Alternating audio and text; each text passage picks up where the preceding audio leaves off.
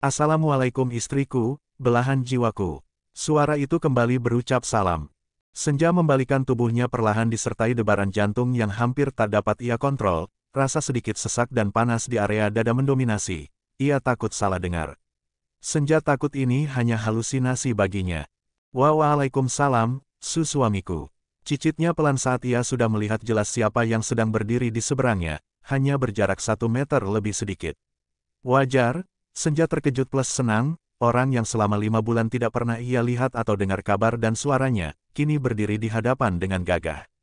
Senyum itu, ya senyum yang ia bayangkan setiap saat ketika terbuai dengan doa dan harapan. Kini senyuman indah itu nyata di pelupuk mata, menghiasi bibir seorang keindra Alif Hibrisi. Walaupun di dalam keramaian, untuk sejenak terasa hening bagi Senja, dunia seakan berhenti seketika. Seolah semua bias semu bagi Senja, kecuali mereka berdua yang nyata dengan saling berdiri tegak dan mematung di tempat masing-masing. Tidak, itu berlaku hanya untuk Senja. Kei dari setadi tersenyum santai dengan sebelah tangannya masuk ke dalam saku celana bagian depan. Kaos merah hati yang berpadu dengan cardigan abu-abu muda juga celana chino slim fit dark grey itu nampak santai, kacamata hitam bertengger di atas kepala sebagai penahan rambut yang sudah gondrong kembali. Senja bergeming, berdiri mematung nampak tegang. Senja memindai tubuh Kei dari atas hingga bawah, rambut gondrong itu sudah kembali seperti sebelum pengeroyokan, walaupun belum sama panjangnya. Hei, mau sampai kapan kamu hanya memandangi aku seperti itu? Apakah suamimu ini tidak ingin kamu peluk? Tidak rindukah padaku, sayang? Kei berjalan pelan menghampiri Senja, dengan senyum lebar. Senja menggeleng pelan tidak percaya, suaminya kini ada di hadapan. Mas Kei, itu betulan kamu kan? Tanya Senja, nampak bodoh. Ya ini aku, memang siapa lagi? Tanya Kei dengan tawa kecil. Mas, Senja menghambur ke dalam pelukan Kei. Ia sudah tidak peduli dengan beberapa orang yang memperhatikan mereka. Wow, pekik Kei dengan tawa renyah, saat Senja sudah memeluknya dan dia pun membalas pelukan Senja. Jangan menghilang, jangan menghilang. Racau Senja dengan terisak. Ia takut itu hanya halusinasi saja. Kei membiarkan sang istri memeluknya, ia membenamkan kepala Senja di dadanya. Sayang, kita mau begini terus, di sini. Dan menjadi pusat perhatian, tanya Kei lembut setelah beberapa lama. Ah, aku takut Mas Kei menghilang kalau aku lepaskan. Rengek Senja. Kei tertawa kecil, mendengar rengekan istrinya yang menggemaskan. Aku nyata sayang, aku ada, aku Kei, bukan bayangan atau halusinasimu. Kei berusaha meyakinkan Senja yang sepertinya memang menganggap itu hanya halusinasi semata. Mendengar suara lembut Kei, Senja tersadar, yaitu suaminya. Akhirnya ia mengangkat kepalanya dari dada Kei, lalu ia menengadahkan kepalanya menatap wajah Kei. Maaf, bisik Senja. Lagi-lagi Kei tertawa. Senja yang malu-malu dan terlihat polos nampak lucu. Acaranya sudah selesai kan? Tanya Kei. Senja mengangguk, sebaiknya kita ke mobil, ajak Kei. Mas, ucap lirih Senja dengan mata yang mulai berkaca-kaca. Iya, sayang ini aku, Mas Keimu, ayangnya kamu. Aku perpaduan Kei asli dengan Kei yang amnesia. Keduanya telah menjadi satu. Kini aku adalah keindra suamimu. Terang Kei saat melihat tatapan sangsi dari Senja. Senja tersenyum lebar dan mengangguk antusias. Yai, ini kamu. Air mata Senja mulai bercucuran, perasaannya membuncah bahagia dan juga sedih secara bersamaan. Bukan sedih dalam arti yang sesungguhnya, tetapi itu ekspresi haru dari kebahagiaan yang berlebih. Kei merangkul Senja berjalan menuju mobil, masuk ke dalam mobil dan duduk nyaman di bangku tengah Alfred sang papi. Masuk, sayang, ajak Kei, saat melihat Senja malah berdiri mematung menghadapnya. Iya mas, Senja naik ke mobil melewati Kei bermaksud duduk di bangku sebelah Kei. Namun, Brooke, Kei menarik Senja hingga jatuh di pangkuannya. Astagfirullah, pekik Senja karena terkejut. Kei tersenyum lebar sembari menekan tombol penutup pintu mobil dan pintu mobil pun tertutup dengan otomatis. Sam, jalan, kesampingkan kaca spion, jangan ngintip lu, ucap Kei pada Sam atau Semi, supir sekaligus pengawal andalan Kei. Senja masih duduk membeku di atas pangkuan Kei. Baik bos, jawab Semi patuh akan tetapi menggerutu di dalam hati, yaelah, nasib jadi nyamuk, batin Semi. Kei mengambil buket bunga dari tangan Senja, lalu membuka toga yang Senja kenakan dan menyimpannya di jok belakang. Senja hanya diam dan menurut. Aku rindu, sayang, bisik Kei di telinga Senja. Membuat tubuh Senja memanas, tangan Senja mulai berair karena keringat gugup. Aku juga, Mas. Senja menunduk malu-malu. Lalu ia menarik diri dari pangkuan Kei, dengan cepat berpindah duduk ke bangku sebelah. Kei mengekeh. Malu, Mas, ucap Senja pelan sambil menunduk, padahal lonjakan di dalam dadanya yang memaksakan ia menjauh dari tubuh Kei. Senja harus menenangkan diri. Baiklah, tenangkan dirimu. Kei menyerah dengan tidak lagi menggoda Senja, ia takut istrinya pingsan karena distremia. Astagfirullahalazim, ya Allah. Perasaan macam apa ini? Mengapa berhadapan dengan suami sendiri rasanya hampir pingsan? Gumam Senja di dalam hati.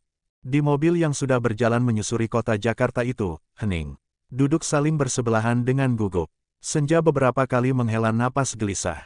Rasanya jantung Senja masih berdebar tak keruan di dalam rongga dadanya.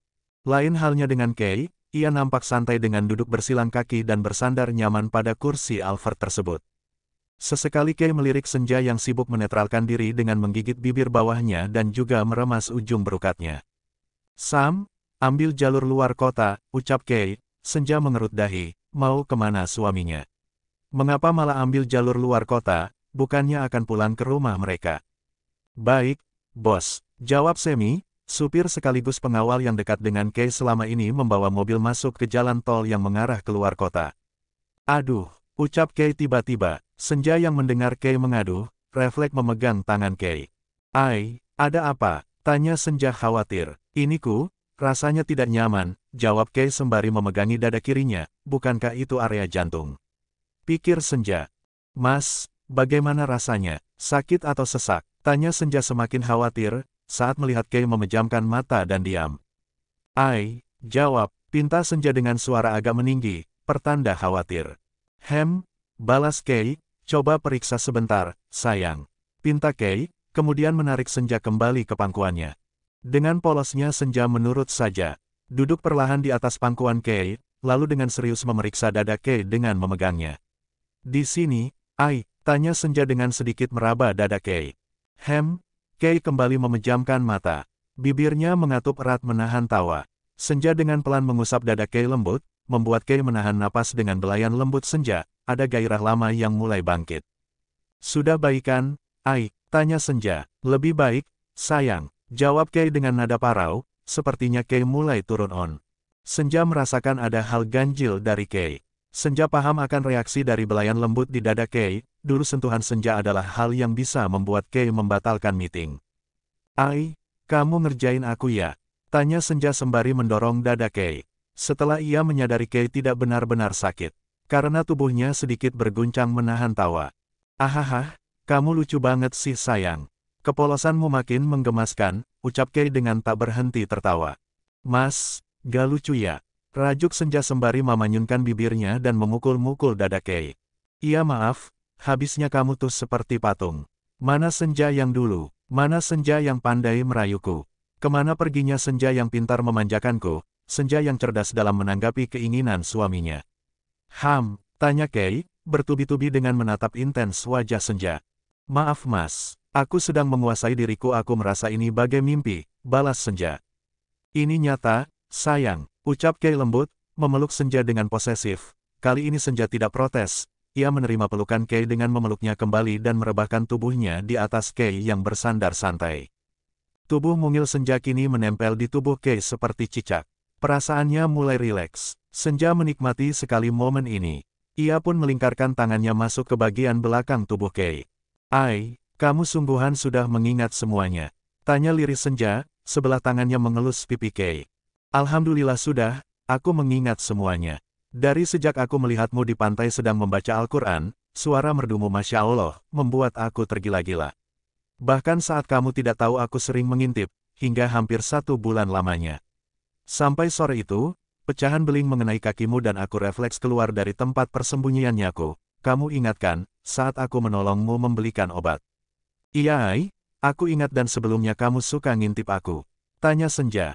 Iya, sayang, bahkan aku berangan-angan ingin melamarmu di sana dan menikah di tempat yang sama, di pantai itu dihias cahaya kemasan lembayung Senja. Masya Allah, Senja merasa terharu dengan pengakuan Kei, ia mengangkat wajahnya menatap wajah Kei yang sedang tersenyum kepadanya.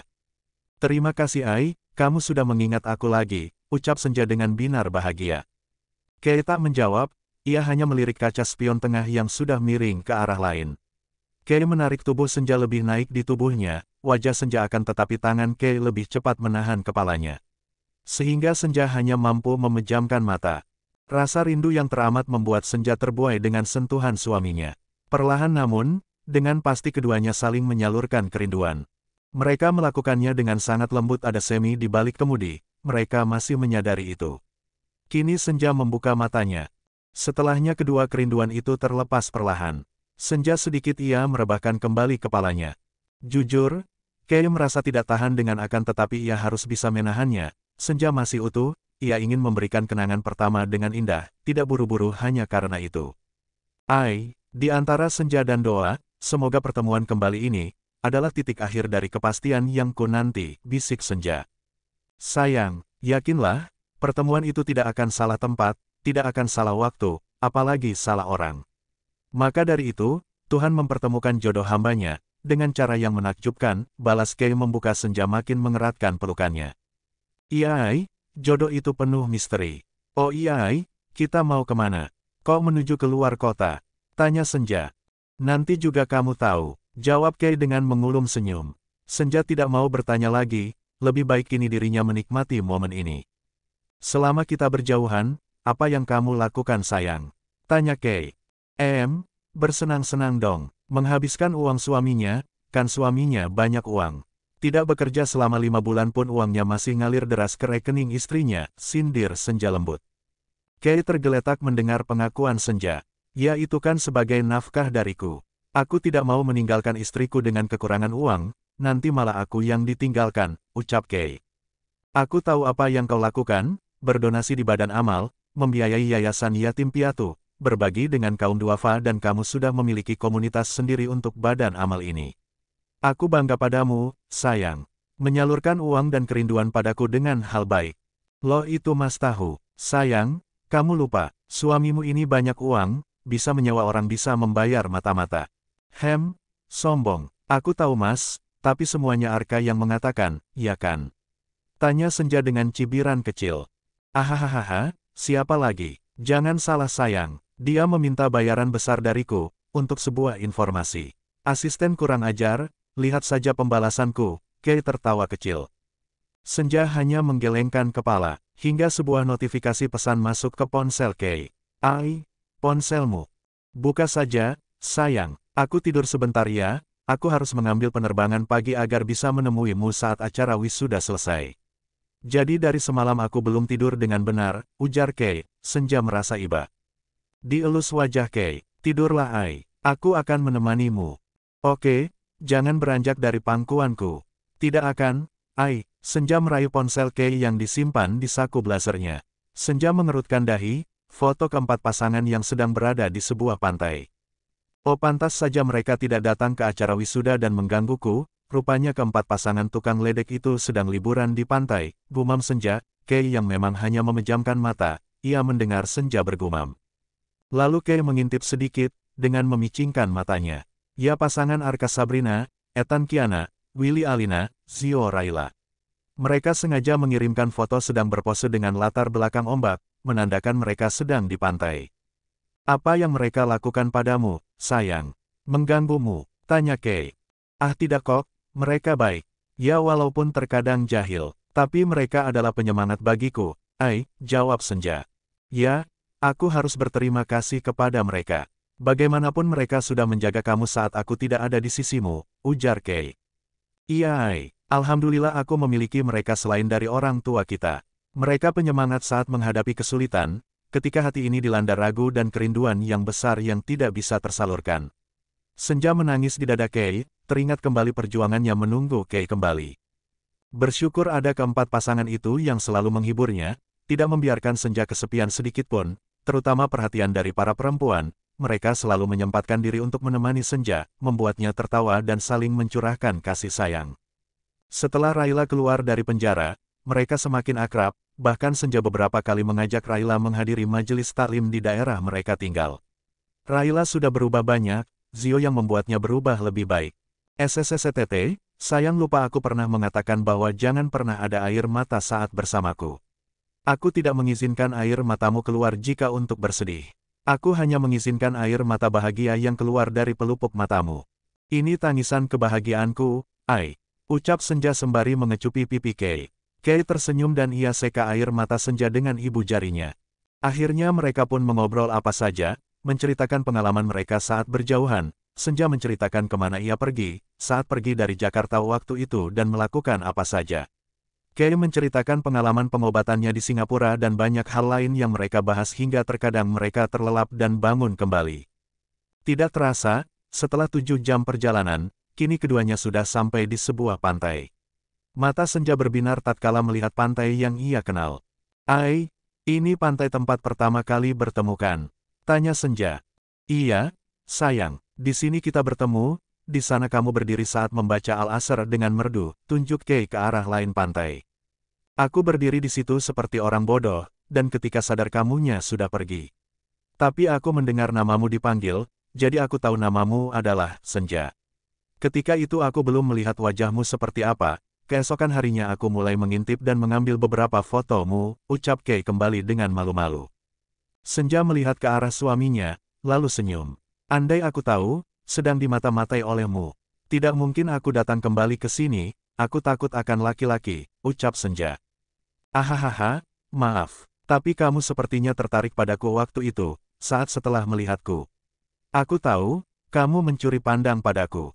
Ih, mana ada, tidak betul itu Ai. Pekik Senja, mengejar Kei yang sudah berlari mundur menghindari pukulan Senja. Mereka saling mengejar. Setelah lelah, Kei mengajak Senja berjalan menyusuri garis pantai, dengan tangan saling bertautan. Tentu saja dihiasi obrolan ringan dan juga kejahilan Kei. Kita harus istirahat sebentar sayang. Nanti sore, menjelang sunset aku akan menikahimu kembali. Apa mas? Tanya Senja. Sore ini, aku akan menikahimu kembali sebagai Keindra Alif yang sesungguhnya. Tapi, tidak di sini. Ada di pantai bagian lain, aku telah menyiapkannya. Kamu tahu, keempat pasangan resek itu sudah ada di sini sejak pagi, jawab Kei santai. Senja mengangguk antusias dengan senyum lebar. Kei celingukan memastikan tidak ada orang di sekitar. Pantai masih sepi saat siang begini. Mas, jangan di sini, malu. Sedikit, sayang. Izinkan aku berbuat nakal sesekali. Menikmati rasanya pacaran, bisik Kei di sela anehnya Senja hanya bisa menurut dengan debaran, karena juga takut ada yang melihat.